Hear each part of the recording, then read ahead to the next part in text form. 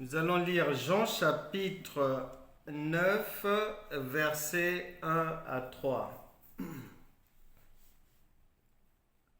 Jean chapitre 9, versets 1 à 3. Il est dit ceci. Jésus vit en passant un homme aveugle de naissance. Ses disciples lui firent cette question. Rabbi, qui a péché, cet homme ou ses parents, pour qu'il soit né aveugle? Jésus répondit, ce n'est pas que lui ou ses parents aient péché, mais c'est afin que les œuvres de Dieu soient manifestées en lui. C'est afin que les œuvres de Dieu soient manifestées en lui. Amen. On peut remarquer, on va prier, et avant de prier, disons que en tant qu'enfant de Dieu, nous sommes tenus, la Bible déclare, soyez les imitateurs de Christ. Et donc on est tenu au quotidien de faire des efforts pour ressembler vraiment à Christ, parce que chrétien veut dire petit Christ, ça veut dire une personne qui ressemble à Christ. Donc dans notre marche, on a vraiment cet objectif-là. Maintenant, dans ce passage, les gens demandent à Jésus l'origine du problème de la personne. Un homme né aveugle, et lorsqu'ils posent la question directement, ils ont une idée sur qui est à l'origine de ça, qui est derrière ce mal. Donc, ça veut dire que d'une manière générale, nous, lorsqu'on ne connaît pas Dieu, on a tendance beaucoup plus à chercher les responsables de nos problèmes, les responsables de nos difficultés. On va dire soit c'est le diable, soit c'est la famille, soit c'est un adversaire, soit c'est une concurrente dans le commerce, soit on va toujours, soit c'est un ex, soit c'est une ex qui est derrière ça, qui met des pots de banane. Donc on va en général avoir en tête le visage d'au moins une personne que l'on va accuser, que l'on va considérer comme responsables de nos problèmes. Mais lorsqu'on devient enfant de Dieu, on devient comme Dieu, et Dieu, lui, ici, il n'accuse personne, il n'accuse pas le diable, il n'accuse aucune personne. Et il dit que non, c'est afin que les œuvres de Dieu soient manifestées. Donc, nous aussi, nous devons bien retenir cela. Que ce que l'on va considérer comme mauvaises choses, qui nous sont arrivées, qui nous arrivent là, eh bien, il n'y a pas une femme derrière ça, il n'y a pas un homme derrière, il n'y a pas la main du diable derrière, mais c'est une opportunité pour Dieu de se faire voir. C'est une opportunité pour Dieu de nous faire comprendre qu'il est vraiment là, en venant à notre secours, en nous sortant de la difficulté, en nous apportant la guérison. Et en général, lorsque on écoute les gens, il y a souvent, en général, les gens se présentent toujours en tant que victimes, en général. Et victime de quoi? Victime de la méchanceté d'au moins une personne. D'au moins une personne. Mais Dieu, lui, ne voit pas ça parce que Dieu, il n'y a personne, il n'y a rien qui peut se tenir devant Dieu, qui peut empêcher le Saint-Esprit de faire quelque chose, qui peut empêcher le Saint-Esprit de guérir quelqu'un, qui peut... Donc, le Saint-Esprit ne va pas perdre son temps à chercher qui est responsable, comment, accuser, non. Il va directement pour résoudre le problème et nous devons apprendre à marcher ainsi, à savoir que lorsqu'une difficulté survient, nous avons l'assurance que nous allons sortir de cette difficulté et qu'on n'a pas besoin de voir le diable à droite ou les ennemis à gauche parce que avec Dieu, on marche dans la victoire. La Bible déclare en Romains chapitre 8 que si Dieu est avec nous, qui peut être contre nous? Et là, c'est peu importe le domaine, peu importe le problème, peu importe la difficulté, apprenons à changer notre manière d'aborder les problèmes, de les analyser, de les résoudre, en nous éloignant d'abord des accusations, en nous éloignant d'abord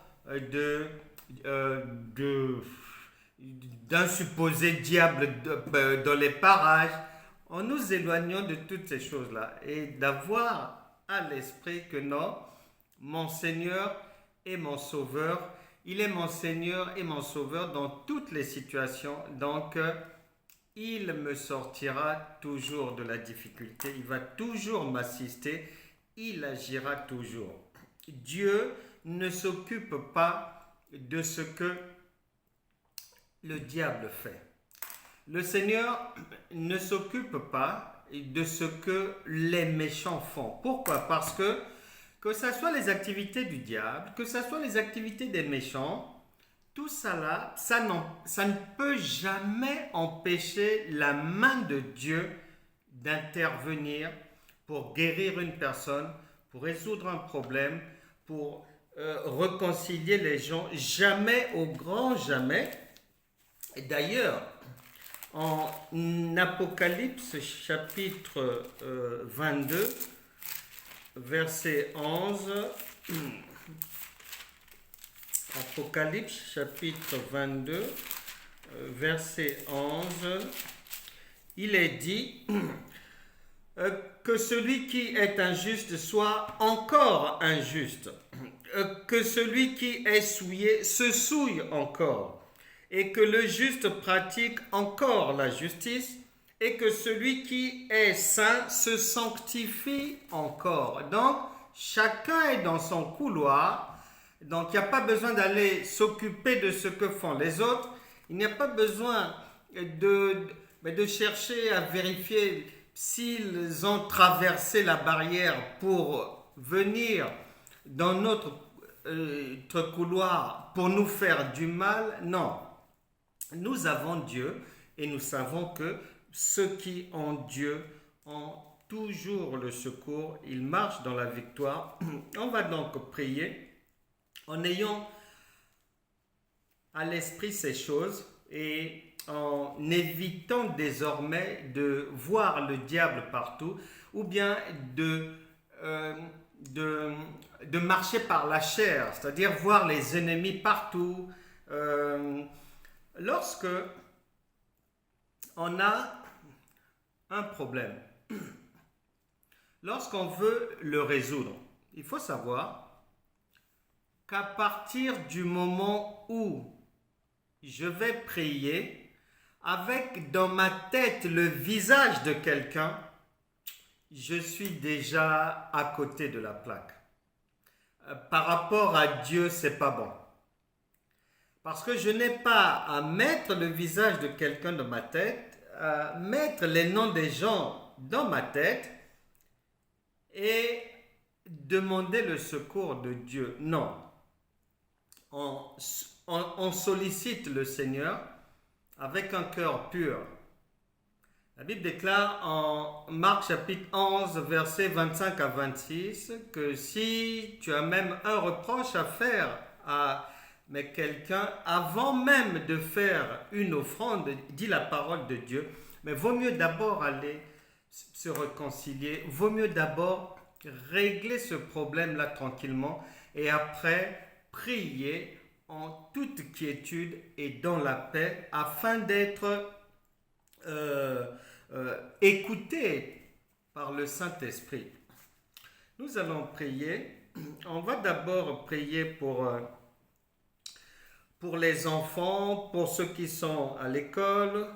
On est au mois de juin, c'est le dernier mois, donc il y a beaucoup d'examens, il y a beaucoup d'interrogations, il y a beaucoup de devoirs. C'est la dernière ligne droite pour tous ceux qui sont dans les études. Donc on va prier pour eux, les recommander à la grâce de Dieu. Ils sont nombreux et que le Saint-Esprit les accompagne durant cette dernière ligne droite pour que leur année soit validée et que tous puissent passer en classe supérieure et que ceux qui étaient découragés, ceux qui voulaient peut-être abandonner les études maintenant, qu'on les recommande à la grâce de Dieu pour que le Saint-Esprit les renouvelle, mais les fortifie, leur donne encore la pensée de poursuivre leurs études, de poursuivre leur formation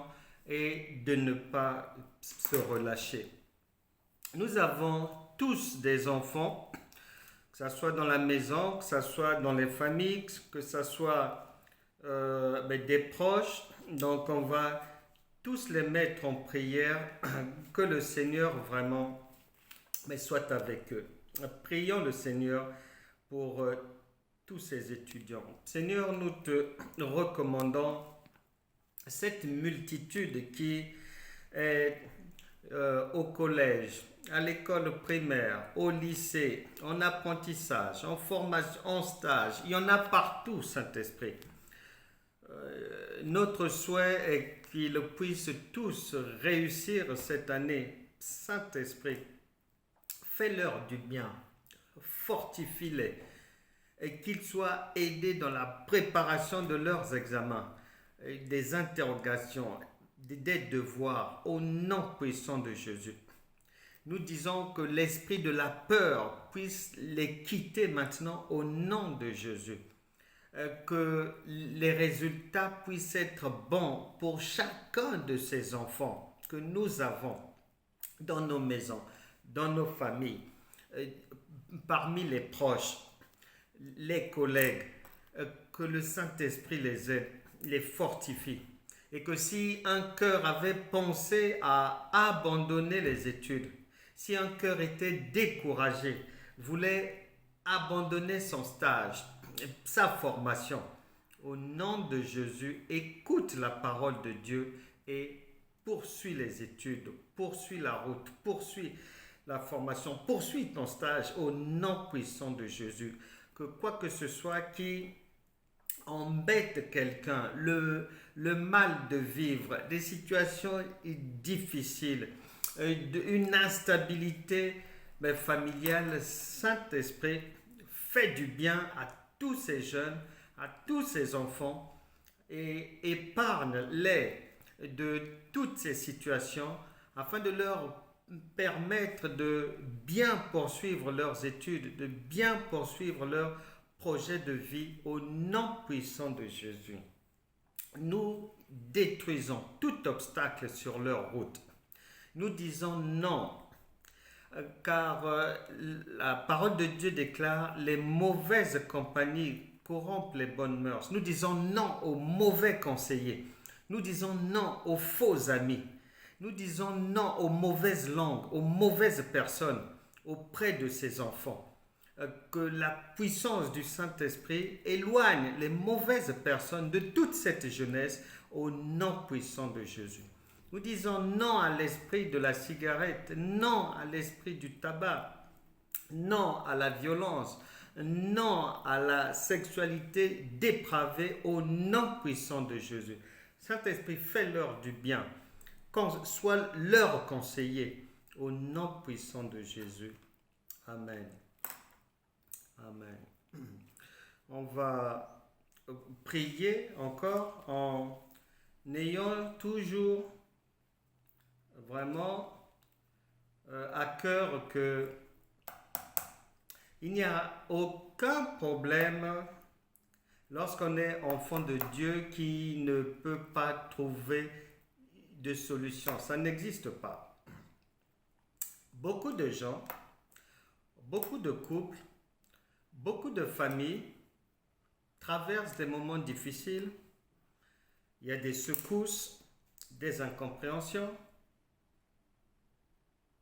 On accuse l'un, on accuse l'autre. Et chez d'autres personnes, on accuse la famille, on accuse le père, la mère, on accuse...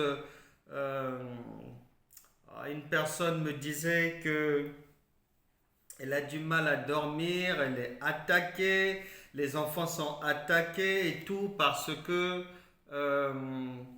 le père de ses enfants, la famille ne voulait pas qu'elle aille avec ce monsieur, elle est partie avec, ils ont fini par avoir 3 enfants, mais depuis qu'elle était partie avec le monsieur, elle avait rompu avec la famille et elle a constaté que la famille l'attaque, elle dort mal, les enfants sont malades, il y a des attaques en permanence, au boulot, par-ci, par-là. Donc, nous allons prier pour que ces couples qui traversent ce genre de situations, traversent toutes sortes de situations, mais difficiles, qui mettent vraiment à mal la vie, et que le Saint-Esprit les aide à retrouver l'équilibre et que la vie soit aussi belle dans les familles.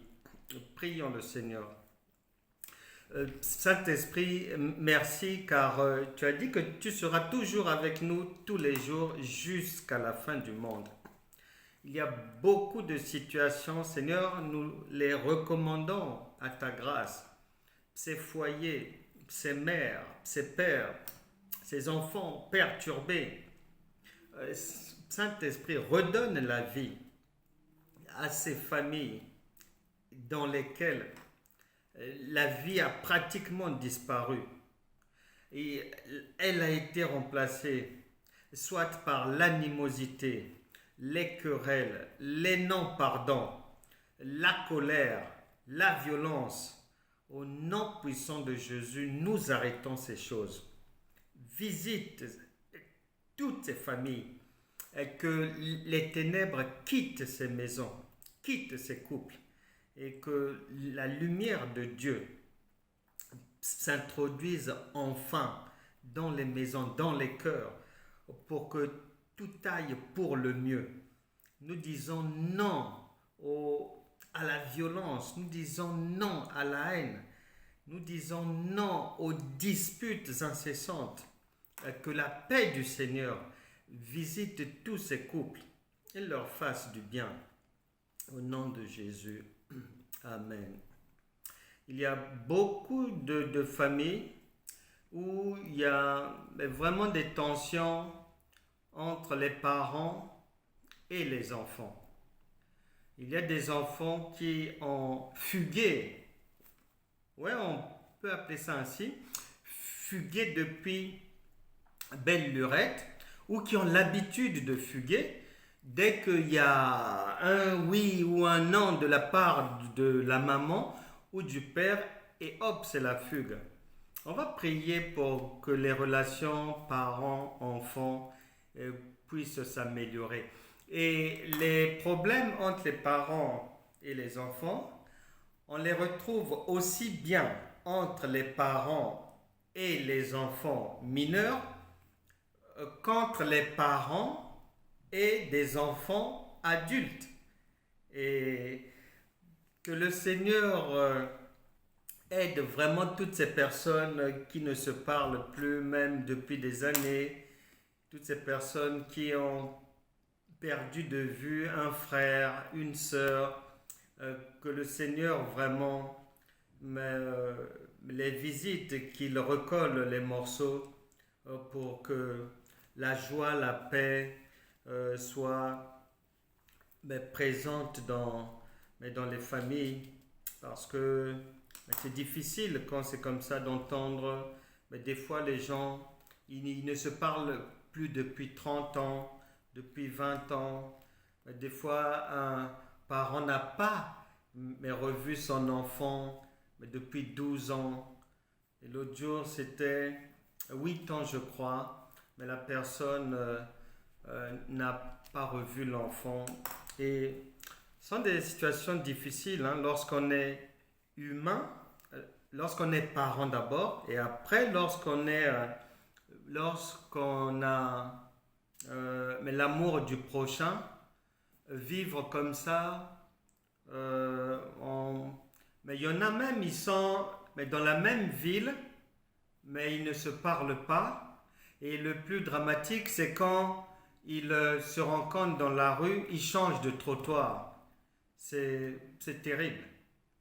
Que Dieu aide vraiment toutes ces personnes à retrouver la paix et à pouvoir renouer avec les autres pour que le Seigneur aussi nous fasse du bien, parce que il nous demande de nous pardonner les uns mais les autres.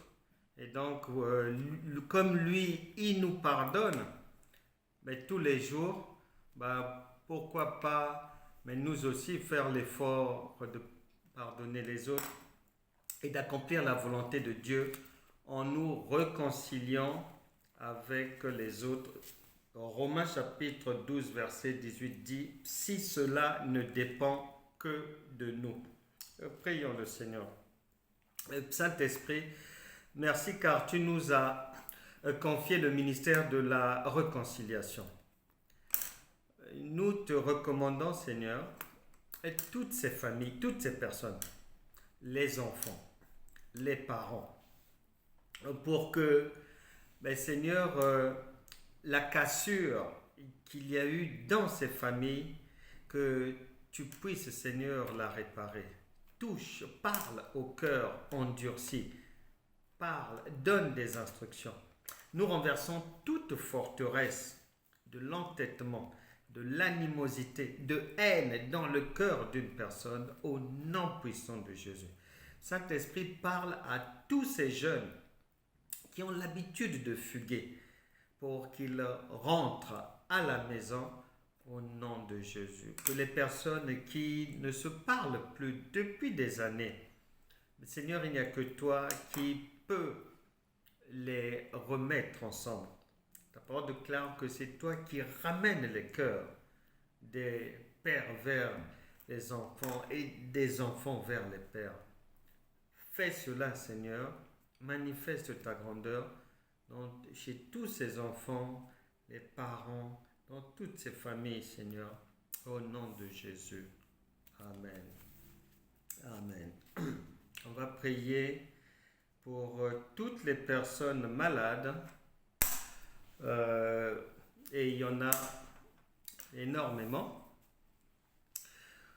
Que le Seigneur les guérisse. Peu importe le nom de la maladie, mais le Seigneur va guérir toutes les personnes qui sont malades. On en a aussi dans nos entourages. Il y a des proches malades. Il y a des bien-aimés frères et sœurs malades. Il y a des gens auprès de nous qui sont malades. On va les recommander à la grâce de Dieu pour qu'ils trouvent la guérison, parce que la santé est une priorité. C'est vraiment une priorité, et la volonté de Dieu est que nous soyons vraiment en bonne santé.